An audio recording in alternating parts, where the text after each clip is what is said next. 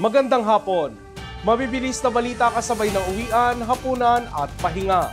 Mga up-to-date na balita ngayong araw ng Martes. Garantisadong mabilis lang to.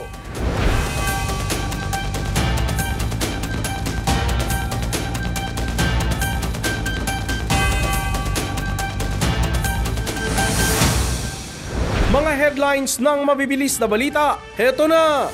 Ilang kumpanya ng langis ipinagpaliban ang dagdag presyo sa automotive diesel oil sa mga lugar na apektado ng bagyo at habagat. Administrasyong Marcos, kumpiyansa na ipagpatuloy ang 20 pesos kada kilo ng bigas. Pamahalaan, may babala sa mga manloloko sa presyo ng palay at magsasaka. Ilang pangunahing kalsada sa Benguet, hindi madaanan dahil sa landslide dahil sa patuloy na pag-ulan sa Cordillera. Gilas Pilipinas, wagi kontra Macau Black Bears sa send-off showdown bago ang FIBA Asia Cup 2025. Kumpiyansa ang Administrasyong Marcos na kaya nitong masustain ang programang 20 pesos kada kilo ng bigas. At sa mga nagbabalak manipulahin ang presyo ng palay at manloko ng mga magsasaka, may babala sa inyo ang pamahalaan. Alamin yan sa mabilis na balitang hatid ni Michelle Giliang. Sa mga nagtatanong kung nasa na ang 20 pesos na bigas, ito ang aking tugon. Napatunayan na natin na kaya na natin ang 20 pesos sa bawat kilo ng bigas nang hindi malulugi ang ating mga magsasaka. Sa ika-4 na State of the Nation address ni Pangulong Bongbong Marcos, ibinida niya ang pagkakasakatuparan ng ipinangako niya noong kampanya na 20 pesos per kilo na bigas. Bagamat bilyong piso ang nilalaang pondo ng gobyerno para maging available ang 20 pesos na bigas, tiniyak ng kagawaran ng agrikultura na sustainable ang programa hanggang sa matapos ang Administrasyong Marcos sa 2028. Sa isinagawang post-on na discussion ng Malacanang, sinabi ni Agriculture Secretary Francisco Chu Laurel Jr. na 18 billion pesos ang inilaan para sa programa para sa susunod na taon. Target ng DA na makatikim ang 15 million households o 60 million Filipinos ng 20 pesos na bigas. Ipinaliwanag rin ng kalihim kung paano nila naproprotektahan ang kita ng mga magsasaka sa kabila ng pagbebenta ng murang bigas ng gobyerno. Ang ipapamahagi natin na 20 pesong bigas ay it's only a small portion ng ating produksyon, no? It is only about 10 to 15% of our total production. So ibig sabihin yan, mag-hit 80 to 85% of our production should be sold at the right prices, ano? At na hindi dapat malugi ang ating farmer. 80% anya ng total rice production ng bansa ang ibinebenta sa 38 hanggang 42 pesos at ang kita dito ay gagamitin para masubsidize ang programang 20 pesos na bigas. Nagbabala naman ang Office of the Special Assistant to the President for Investment and Economic Affairs sa mga magtatangkang manipulahin ang presyo ng palay para makapanloko ng mga magsasaka. Ayon kay Secretary Frederick Go, pwede silang maharap sa reklamong paglabag sa Anti-Agricultural Economic Sabotage Act. Babala pa niya, hahabulin ng otoridad ang sinumang mapapatunayang nanamantala at nagpabagsak sa sektor ng agrikultura.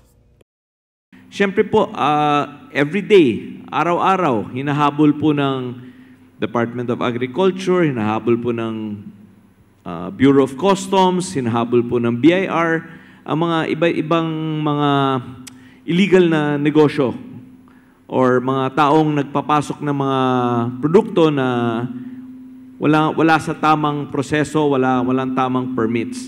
Pero ito pong economic sabotage po ay parang mas pataas na level.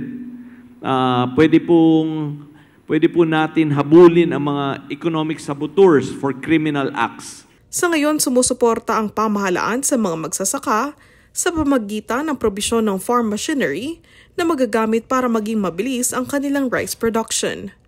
Michelle Giliang para sa All TV News Channel 2. Nakakapagtala pa rin ng mga pagguho ng lupa sa Benguet, kung saan marami sa mga pangunahing daanan ang naharangan pa rin dahil sa landslide.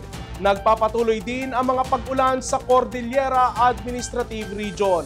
Narito ang report. Nasa yellow rainfall warning ngayon ang Benguet, bagamat bahagyang humina na ang lakas ng pag-uulan mula orange rainfall warning kahapon. Nananatili pa rin ang bahagya hanggang sa malalakas na pag-ulan sa lugar. Hindi madaanan ang Baguio Bontoc Road dahil sa pagguho at mga punong nakahambalang sa lugar. Isang lane lang ang maaaring madaanan sa kilometer 25 Kaliking-Atok. Maputik pa rin ang Labay-Lacamen Road. Nagsagawa naman ng clearing operation sa Baguio-Bawang National Road at inalis ang mga nakahambalang na tipak ng bato at lupa. Muli namang nagkaroon ng rock slide sa Cannon Road sa Upper Tollgate ng Tuba, Benguet.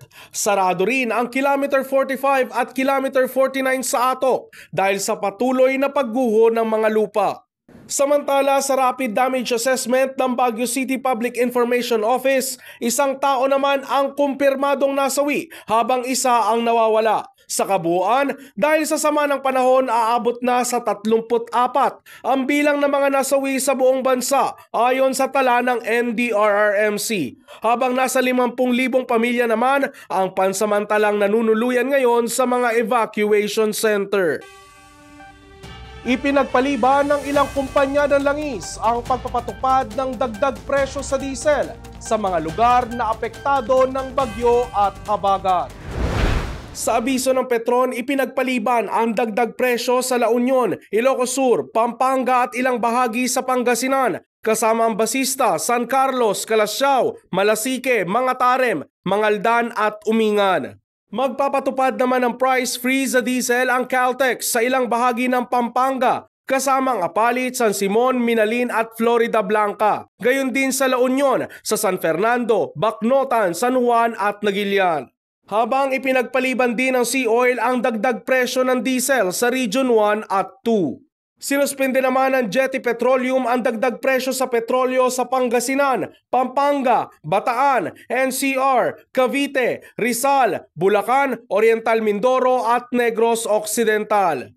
Magpapatupad din ng price freeze ang clean fuel sa kanilang mga istasyon sa Maynila, Caloocan, Quezon City, Cavite, Rizal, Laguna, Pampanga, Maysilo Malabon, Alabang Zapote, Las Piñas, Marikina, May Kawayan Bulacan, Tanawan Batangas, Dinalupihan Bataan at Dagupan Pangasinan. Sa sports balita, kumubra muna ng panalo ang Gilas Pilipinas kontra Macau Black Bears bago ito sumabak sa FIBA Asia Cup 2025 sa Jeddah, Saudi Arabia. Tinalo ng Gilas Pilipinas ang 3-time ABL champion at star-studded na Macau Black Bears sa score na 103-98. Sa first half, umabot na sa 21 points ang lamang ng Black Bears sa Gilas, kung saan 12 3-pointers ang pinasok ng bisitang koponan. Sa second half, humabol ang Gilas sa pangunguna ni Justin Brownlee, Dwight Ramos at AJ Edu. Nagpalitan na ng lamang ang dalawang koponan sa second half at ang hero ng laban ang tres ni Brownlee na nagselyo sa panalo ng Gilas. 32 points, 15 rebounds at 5 assists ang kinamada ni Brownlee. 19 points naman si Dwight Ramos, 15 points si AJ Edu at 14 points si Kevin Kiambao. At yan ang mga up-to-date na balitang nakalap ng All TV News ngayong hapon. Para sa iba pang balitang mabibilis, bisitahin ang aming website, alltv.ph/news. I-like at i-share din ang All TV News PH sa Facebook at YouTube at makinig sa All Radio 103.5. Mapapakinggan nyo na rin po kami sa Spotify. Ako si Ralph Lopez. Magandang hapon.